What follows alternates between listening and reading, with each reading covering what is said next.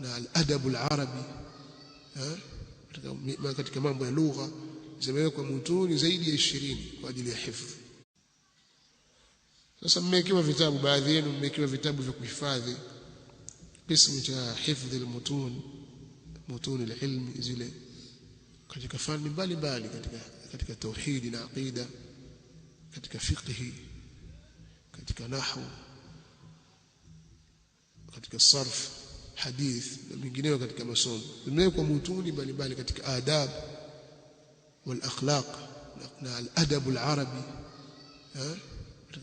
katika mambo ya lugha zimewekwa mutuni zaidi ya 20 kwa ajili ya hifadhi.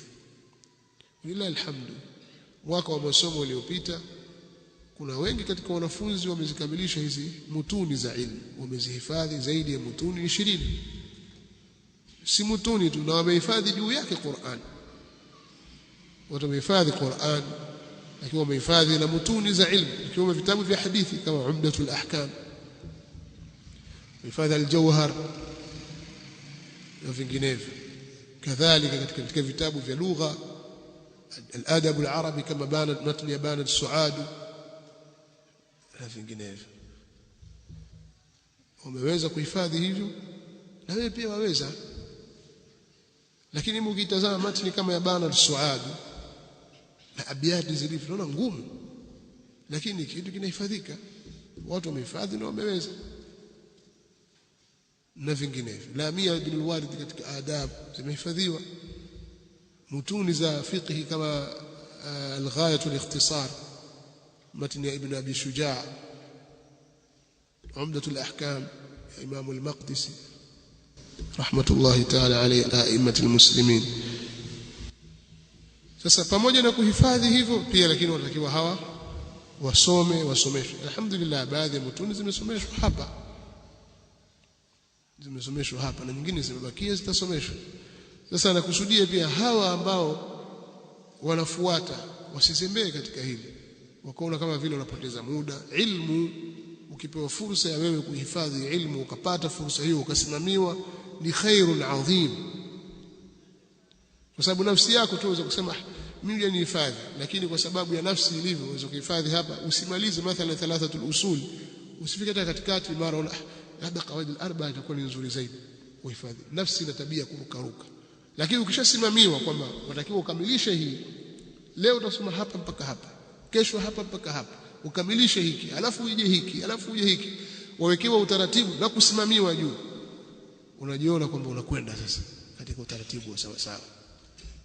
Hata katika kuhifadhi Qur'an, ukisema uhifadhi mwenyewe, utaanza kusoma mathalan nihifadhi huku, nianze kwenye Baqara au nianze juzu ya Amma, waweza kusoma huko, lakini huko pia kuna umuhimu, labda huko usifike mahali popote. Hifadhi Baqara umefika nusu umeacha, unaona ashraf an-nisa ina ahkamu nyingi, ngoja wahifadhi nisa, basi wahifadhi vipande. Lakini ukisimamiwa na ukapewa muongozo na utaratibu, wasikilizwa hatua baada ya hatua, unajua unafuata ule utaratibu.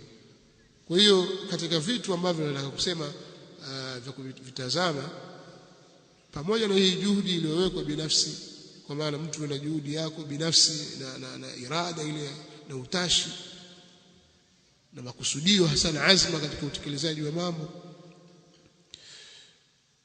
basi pia kuna kufuata huo muongozo. Kwa hiyo sisi tumeweka utaratibu huo, wewe uwe tayari kuhifadhi na wale waliohifadhi wawe tayari kusomeshwa vile walivyovihifadhi. Na wamehifadhi vitu vikubwa, na si mwisho hapo, kwa sababu bado maahadi inafikiria kuweka nyongeza ya vitabu vya kuhifadhi katika vitabu vya ilmu kama alfia hizi, kwa maana kusudia alfia kama alfia ibn Malik katika nahwu, al-Khulasa, alfia ya Iraqi katika ilmu ya hadithi, lamiyatul af'al ibn Malik, alhamdulillah la baghi bihi badala, yani lamia sarf. Ukiangalia kitabu kigumu, lakini ukiingia kwenye kukihifadhi utaona ule urahisi wake. Ni kitabu kigumu utakuhifadhi kitabu kama lamia, lakini kuna watu wamehifadhi wiki tu akihifadhi chote, ni kuamua tu, mwingine mwezi, mwingine miezi miwili, hivyo hivyo kwenye vitabu vinginevyo, vitabu vya ilmu ambavyo vimependekezwa kwa ajili ya kuhifadhiwa, basi tutaangalia namna ya kuongeza vitabu gani, lakini watu watakiwa wahifadhi ilmu, na wale waliohifadhi watakiwa wasiishie kwenye kuhifadhi tu, maadamu utaratibu wa kusomeshwa, kwa sababu katika mfumo wetu tuliweka hivi vitabu vyote vinavyohifadhiwa vyote vinasomeshwa katika mustawayati. Kwa hiyo tutabidi waingie katika mustawayati zile, baada ya kuhifadhi watasomeshwa zile mutuni walizozihifadhi katika fununi mbalimbali. Kwa hiyo talibul ilmi anatakiwa awe tayari na awe na subra juu ya hayo. Watu wamehifadhi, wengine mko hapa, wengine wengine kwenye hifadhi watoka kwamba tayari yule kashahifadhi mutuni zake 17, kabakisha mutuni mathalan 5 au 4. Wewe uko hapa huna hata moja. Wale washamaliza 20 matnan katika fununi mbalimbali, wewe huna hata moja. Wanakuja wengine waanza wamaliza, wewe huna hata moja. Sasa wewe huoni haya kwamba mbona mimi wenzangu wasoma na kumaliza, mimi nafanya kitu gani? Mbona hizi juzuu zilizowekewa mbona sizimalizi? Mbona bado sijaweza kusoma Qur'ani nadharan?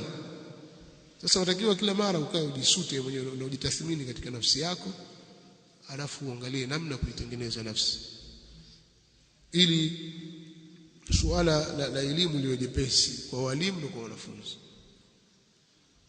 Kinyume cha hivyo usipate shida, tosha kuwa mustami, baki kwamba mimi ni mustami tu, niko basi, usijiingize katika mambo ya kwamba ni talibul ilmi muassal,